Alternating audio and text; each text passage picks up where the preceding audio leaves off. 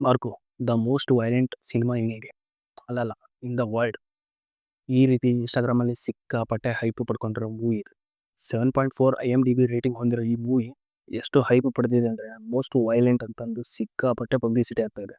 ಈ ಪಬ್ಲಿಸಿಟಿನ ನೋಡ್ಬಿಟ್ಟು ನಾನು ಮೂವಿನ ನೋಡೋಣ ಅಂತ ಥಿಯೇಟ್ರಿಗೆ ಹೋದೆ. ನನ್ನ ಎಕ್ಸ್ಪೀರಿಯನ್ಸ್ ಏನಿತ್ತು ಅನ್ನೋದನ್ನ ತಿಳ್ಕೊಳ್ಳೋಣ ಬನ್ನಿ. ಮಾರ್ಕೋ ಇದು ಹನೀಫ್ ಅಡೀನಿ ಅವರ ನಿರ್ದೇಶನದ ಉನ್ನಿ ಮುಕುಂದನ್ ಅವರು ಹೀರೋ ಆಗಿ ನಟಿಸಿರುವ, ಆಮೇಲೆ ಮ್ಯೂಸಿಕ್ ಡೈರೆಕ್ಟರ್ ನಮ್ಮ ಕನ್ನಡದವರು ರವಿ ಬಸೂರು ಅವರು ಮಾಡಿರೋ ಚಿತ್ರ. ನಾನು ಈ ಚಿತ್ರನ ಥಿಯೇಟ್ರಲ್ಲಿ ಅದು ಕನ್ನಡ ಡಬ್ಡ್ ವರ್ಷನಲ್ಲಿ ನೋಡಿದೆ. ನನಗೆ ಏನು ವರ್ಕ್ ಆಯಿತು ಏನು ವರ್ಕ್ ಆಗಲಿಲ್ಲ ಅನ್ನೋದನ್ನು ಕ್ಲೀನಾಗಿ ಎಕ್ಸ್ಪ್ಲೈನ್ ಮಾಡ್ತೀನಿ. ಸ್ಟಾರ್ಟ್ ಮಾಡೋಣ ಬನ್ನಿ. ಒಂದೂರಲ್ಲಿ ಬಂಗಾರ ವ್ಯಾಪಾರ ಮಾಡೋ ಬಿಸ್ನೆಸ್ ಮಾಡೋ ಒಂದು ದೊಡ್ಡ ಮನೆತನ. ಆ ಮನೆತನದಲ್ಲಿ ಒಬ್ಬ ಕುರುಡ ವ್ಯಕ್ತಿ ಇರ್ತಾನೆ. ಅವನ ಹೆಸರು ವಿಕ್ಟರ್ ಅಂತ. ಆ ವಿಕ್ಟರ್ಗೆ ಒಬ್ಬ ಗೆಳೆಯ ಇರ್ತಾನೆ ವಾಸಿಂ. ವಾಸಿಂ ಜೊತೆಗಿದ್ದಾಗ ವಿಕ್ಟರ್ನ ಕೊಲೆ ಆಗುತ್ತೆ. ವಿಕ್ಟರ್ ಕುರುಡ ಆಗಿದ್ರು ಅವನಿಗೆ ಸ್ಪೆಷಲ್ ಸೆನ್ಸಸ್ ಎಲ್ಲ ಇರುತ್ತೆ. ಟಚ್ ಸೆನ್ಸಸ್ ಆಗಲಿ ಅಥವಾ ಆ ಪರ್ಫ್ಯೂಮ್ ಸ್ಮೆಲ್ ಮಾಡೋ ಸೆನ್ಸಸ್ ಆಗಲಿ ಇರುತ್ತೆ. ಸೊ ಅವನೇ ಆ ಕೊಲೆಗೆ ಸಾಕ್ಷಿಯಾಗಿ ನಿಲ್ತಾನೆ. ಪೊಲೀಸರಿಗೆ ಅವನೇ ಒಂದು ಕ್ಲೂ ಆಗಿ ಇರ್ತಾನೆ.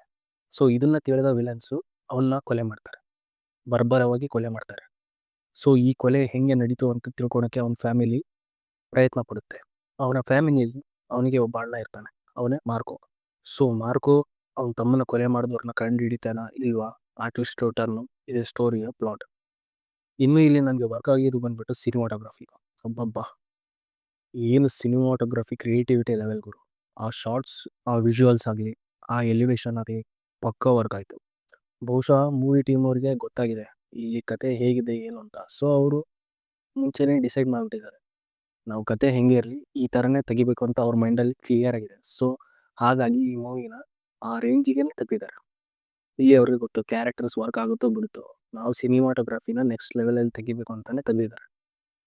ಇನ್ನು BGM ಅಂಡ್ ಎಲಿವೇಶನ್ ಲೆವೆಲ್ಗೆ ಬಂದರೆ ಅಬ್ಬಬ್ಬಬ್ಬ, ನಮ್ಮ ರವಿ ಬಸೂರವರು ನೆಕ್ಸ್ಟ್ ಲೆವೆಲ್ BGM ಕೊಟ್ಟಿದ್ದಾರೆ. ವಿಲನ್ಸಿಗಾಗಲಿ ಹೀರೋಗಾಗಲಿ ಒಳ್ಳೆ BGM ಅಂತೂ ಎಕ್ಸ್ಟ್ರಾರ್ಡಿನರಿ ಲೆವೆಲಲ್ಲಿ ಕೊಟ್ಟಿದ್ದಾರೆ. ಕೆಲವರು ಹೇಳ್ತಾರೆ ರವಿ ಬಸೂರವರಿಗೆ ಮ್ಯೂಸಿಕ್ ಮಾಡೋಕ್ಕೆ ಬರಲ್ಲ, ಒಂದೇ ಪ್ಯಾಟರ್ನಲ್ಲಿ ಮಾಡ್ತಾರೆ ಅಂತ. ಇದೆಲ್ಲ ಸುಳ್ಳು. ಇದು ಡೈರೆಕ್ಟರ್ ಮೇಲೆ ಡಿಪೆಂಡ್. ಅವ್ರು ಯಾವ ರೀತಿ ಇನ್ಪುಟ್ ಕೊಡ್ತಾರೋ ಆ ರೀತಿ ರವಿ ಬಸೂರವರು ಔಟ್ಪುಟ್ ಕೊಡ್ತಾರೆ. ಇದರಲ್ಲಿ ನೆಕ್ಸ್ಟ್ ಲೆವೆಲ್ BGM ಕೊಟ್ಟಿದ್ದಾರೆ. ಆ ಎಲಿವೇಶನ್, ಆ ಹೈಪ್ ಕ್ರಿಯೇಟ್ ಮಾಡೋದು ಮ್ಯೂಸಿಕ್ ಮುಖ್ಯ ಪಾತ್ರ ವಹಿಸಿವೆ ಇದರಲ್ಲಿ. BGM ಬಗ್ಗೆ ನಾನೇನು ಭಾಳ ಹೇಳೋದು ಬೇಕಾಗಿಲ್ಲ, ಈಗಾಗಲೇ ಸೋಷಿಯಲ್ ಮೀಡಿಯಾದಲ್ಲಿ ನೋಡಿರ್ತೀವಿ. ಆ ರೀಲ್ಸಲ್ಲಂತರೂ ಅದನ್ನು ಹಾಕಿ ಹಾಕಿ ಹಾಕಿ ರಿಪೀಟ್ ಮಾಡಿ ಮಾಡಿ ಎಲ್ಲ ಕೊಂದಾಕ್ಬಿಟ್ಟಿದ್ದಾರೆ ಜನಗಳನ್ನ. ಇನ್ನು ಫೈಟಿಂಗ್ಸ್ ಆಮೇಲೆ ಸ್ಟಂಟ್ ವಿಷಯಕ್ಕೆ ಬಂದರೆ ಅಬ್ಬಬ್ಬಬ್ಬಬ್ಬ, ಕೊರಿಯೋಗ್ರಾಫ್ ಮಾಡಿದವ್ರು ಯಾರು ಏನು ರಕ್ತ ಸಿಗ್ತಾ ಕಣ್ರಿ. ಒಂದೊಂದು ಫ್ರೇಮು ಒಂದೊಂದು ಶಾರ್ಟು ಫುಲ್ಲು ರಕ್ತ ಸಿಗ್ತಾ. ಅದು ರಕ್ತ ಸಿಗ್ತಾ ಅಂದರೆ ಪ್ಯೂರ್ಲಿ ವೈಲೆನ್ಸ್ ಹೌದು, ಬಟ್ ಆ ಫ್ರೇಮ್ಗಳನ್ನ ಅಷ್ಟೇ ಸ್ಟೈಲಿಶ್ ಆಗಿ ಚೆನ್ನಾಗಿನೂ ತೋರಿಸಿದ್ದಾರೆ. ಈಗೂ ಮಾಡ್ಬೋದು, ವೈಲೆನ್ಸ್ ಅಂದರೆ ಈ ಥರನೇ ಇರುತ್ತೆ ಅನ್ನೋದನ್ನು ಕ್ಲೀನಾಗಿ ತೋರಿಸಿದ್ದಾರೆ. ಅವ್ರ ಪ್ರಕಾರ ಅದನ್ನು ಡಿಸ್ಕ್ಲೈಮರಲ್ಲೇ ಕೊಟ್ಬಿಟ್ಟಿದ್ದಾರೆ, ನಾವು ತೆಗ್ದಿರೋದು ಈ ಥರ, ಇಲ್ಲಿ ವೈಲೆನ್ಸ್ನ ಪ್ರಮೋಟ್ ಮಾಡ್ತಾ ಇಲ್ಲ ಅಂತಲೂ ಅವ್ರು ಡಿಸ್ಕ್ಲೈಮರ್ ಹಾಕಿದ್ದಾರೆ. ಕೆಲವೊಂದು ಶಾರ್ಟ್ಸ್ಗಳು ಬಂದವಂತರೂ ಥಿಯೇಟರು ಸೈಲೆನ್ಸ್ ಒಂದು ಕಡೆ ಇರುತ್ತೆ, ಬಟ್ ಕೆಲವೊಬ್ಬರು ವೈಲೆನ್ಸ್ ನೋಡಲಿದ್ದವರು ಸ್ವಲ್ಪ ಗಾಬರಿ ಆಗಿದ್ದು ಉಂಟು. ಎಸ್ಪೆಷಲಿ ಸೆಕೆಂಡ್ ಹಾಫಲ್ಲಿ ಕೆಲವೊಂದು ಶಾರ್ಟ್ಸ್ಗಳಿದ್ದಾವೆ. ಆಮೇಲೆ ಕ್ಲೈಮ್ಯಾಕ್ಸ್ ಸೀನಲ್ಲಂತರೂ ಹೆವಿ ರಕ್ತ ತೋರಿಸ್ಬಿಟ್ಟಿದ್ದಾರೆ. It is one type of good for who like the violence movies. ಅಂದರೆ ಈ ಅನಿಮಲ್ ಆಗಲಿ ಅಥವಾ ಕಿಲ್ ಮೂವೀಸ್ ಇದನ್ನ ಇಷ್ಟಪಡೋರಿಗೆ ಇದು ಒಂಥರ ಆ್ಯಕ್ಷನಲ್ಲಿ ಆಮೇಲೆ ವೈಲೆನ್ಸಲ್ಲಿ ತುಂಬ ಗುಡ್ ಮೂವಿ ಅಂತ ಅನಿಸುತ್ತೆ.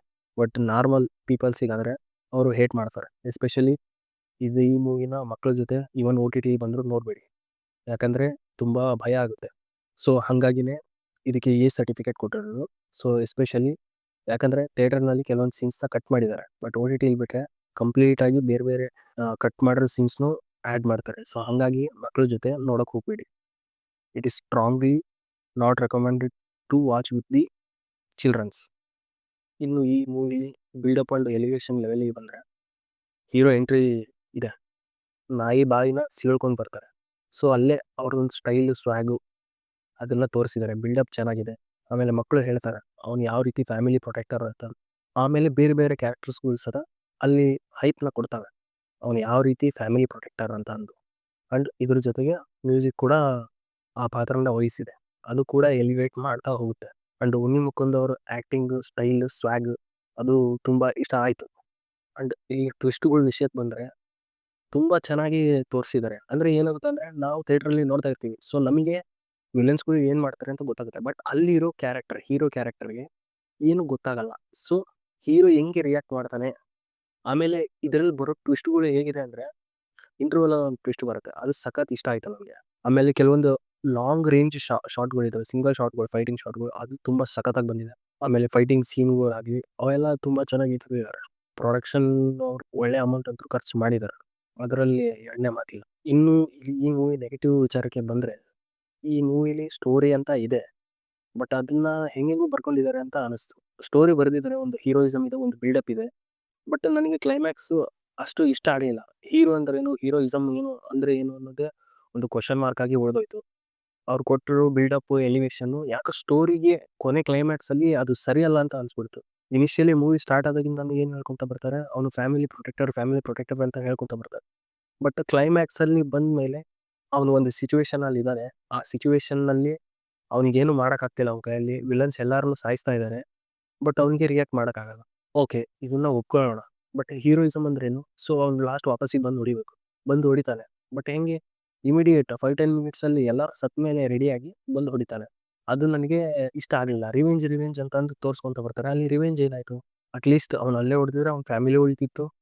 ಇಲ್ಲ ರಿಕವರಿ ಆಗೋಕ್ಕೆ 1 ಮಂತ್ಸ್ 2 ಮಂತ್ಸ್ ತಗೊಂಡು ರಿಕವರಿ ಆಗಿ ಬಂದು ಫೈಟ್ ಮಾಡಿದ್ರೆ ಅದು ಇನ್ನೊಂದು ಲೆಕ್ಕ. ಒಂದು ಎಲಿವೇಶನ್‌ಗಾಗಲಿ ಅವ್ರು ಕೊಟ್ಟಿರೋ ಬಿಲ್ಡಪ್ಪಿಗಾಗಲಿ ಸ್ಟೋರಿ ವೈಸ್ ತುಂಬ ಚೆನ್ನಾಗಿರ್ತಿತ್ತು. ಬಟ್ ಇಲ್ಲಿ ಏನಾಗಿದೆ ಅಂದ್ರೆ ಇಮಿಡಿಯೇಟ್ ಎಲ್ಲರನ್ನೂ ಸಾಯಿಸಿ ಅವ್ರು ಹೋಗ್ತಾರೆ.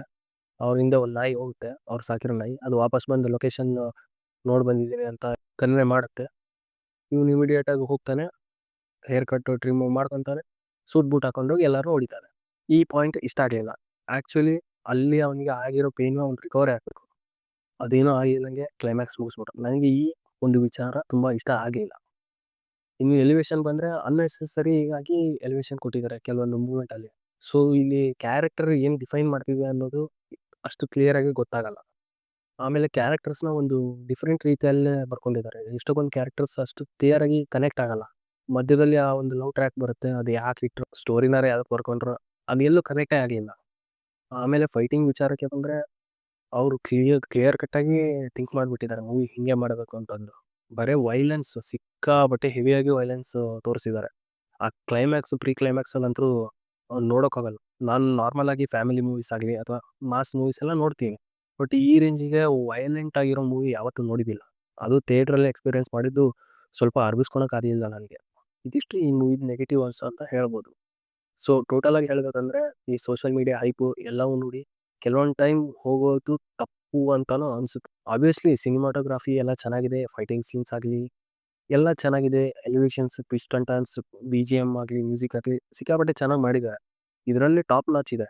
ಟೀಮು ಟೆಕ್ನಿಕಾಲಿಟಿ ವೈಸ್ 100% ಬ್ರಿಲಿಯಂಟ್ ಅಂತ ಹೇಳ್ಬೋದು. ಬಟ್ ವೈಲೆನ್ಸ್ ಅಂತ ತೋರಿಸಿ ಇಲ್ಲಿ ಏನು ಆಗ್ತಿದೆ ಅನ್ನೋದು ಗೊತ್ತಾಗಲಿಲ್ಲ. ಸ್ಟೋರಿ ಒಂದು ಚೂರು ಚೆನ್ನಾಗಿ ಆಗ್ಬಿಟ್ಟಿದ್ರೆ ಇನ್ನೂ ನೆಕ್ಸ್ಟ್ ಲೆವೆಲಲ್ಲಿ ಹಿಟ್ ಆಗ್ತಿತ್ತು ಮೂವಿ. ಅಲ್ಲೊಂದು ಚೂರು ನನಗೆ ಕಸಿವಿಸಿ ಅನಿಸಿದ್ದುಂಟು ವೈಲೆನ್ಸ್ ತುಂಬ ನೋಡ್ಬಿಟ್ಟೆ. ಅದು ಬಿಟ್ಟರೆ ಮೂವಿ ಡೀಸೆಂಟ್ ವಾಚ್ ಅಂತ ಹೇಳ್ಬೋದು. ಬಟ್ ಅದೇ ಮಕ್ಕಳ ಜೊತೆ ಎಲ್ಲ ನೋಡೋದಲ್ಲ. ಕಿಲ್ ಅಥವಾ ಅನಿಮಲ್ ಈ ಥರ ವೈಲೆನ್ಸ್ ಇರೋ ಮೂವಿ ನೋಡ್ತೀರಾ ಅಂದರೆ ಓಕೆ. ಬಟ್ ನಾರ್ಮಲ್ ಕಾಮಿಡಿ ಆಗಲಿ, ರೊಮ್ಯಾನ್ಸ್ ಮೂವಿ ಆಗಲಿ ಆ ಥರ ಮೂವೀಸ್ ನೋಡ್ತೀರಾ ಅಂದರೆ ಈ ಮೂವಿ ನಿಮಗಲ್ಲ ಅಂತ ಹೇಳೋಕ್ಕೆ ಬಯಸ್ತೀನಿ. ಸೊ ಇದಿಷ್ಟು ನನ್ನ ರಿವ್ಯೂ ಆಗಿತ್ತು. ಇಷ್ಟ ಆದರೆ ಈ ಸಿನಿಗ್ರಾಮ್ TVG ಯೂಟ್ಯೂಬ್ ಚಾನಲ್ನ ಲೈಕ್ ಮಾಡಿ, ಸಬ್ಸ್ಕ್ರೈಬ್ ಮಾಡಿ, ಶೇರ್ ಮಾಡಿ. ಮತ್ತೆ ಸಿಗೋಣ. ಬಾಯ್ ಬಾಯ್.